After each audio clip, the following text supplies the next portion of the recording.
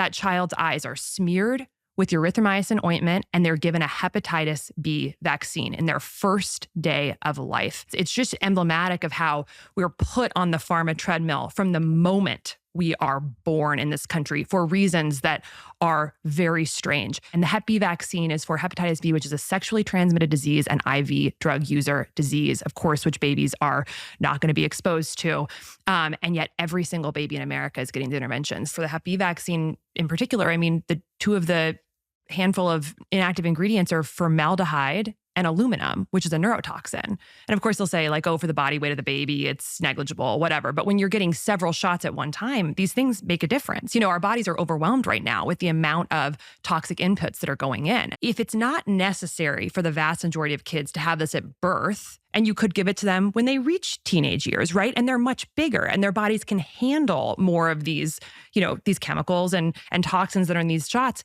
Then you have to ask yourself, why are we exposing the whole population to potential risk that any pharmaceutical medication will have, a risk of side effects, if it's not necessary? Health epidemic, which is what we have in this country. I mean, health is getting destroyed in the United States, which we don't really talk about because it's not profitable to heal in this country. It's profitable to keep people sick and then to drug them, cut them, and bill them, which is what we learn how to do. And really what we have here is a disconnection crisis. And the healthcare crisis is one branch of that tree. We're disconnecting the body into 100 separate parts and not seeing as a unified system. And we're disconnecting the body from the environmental conversation, which actually we're really one and the same. You know, we are totally connected to nature, and in destroying nature through the pesticides and the way we're treating animals, our health is a reflection of what we're doing to the earth. Metabolic dysfunction is largely not a genetic issue.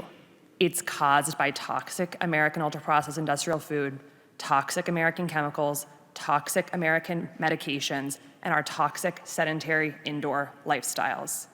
You would think that the American healthcare system and our government agencies would be clamoring to fix metabolic health and reduce American suffering and costs, but they're not. They are deafeningly silent about metabolic dysfunction and its known causes. It's not an overstatement to say that I learned virtually nothing at Stanford Medical School about the tens of thousands of scientific papers that elucidate these root causes of why American health is plummeting and how environmental factors are causing it. There are three things that we really need to focus on to turn the tide that is destroying American health, and RFK is talking about them. The first is that we have to fix the incentives that are making the unhealthy food toxic, cheap, and affordable for Americans. We need to incentivize healthy foods being the cheapest foods on the shelf. The second thing we need to do is get the conflicts of interest out of the food science and the government agencies that control our food guidelines. And the third is that we need to improve medical education. So those are the three things that RFK is talking about that are so important for turning the tide.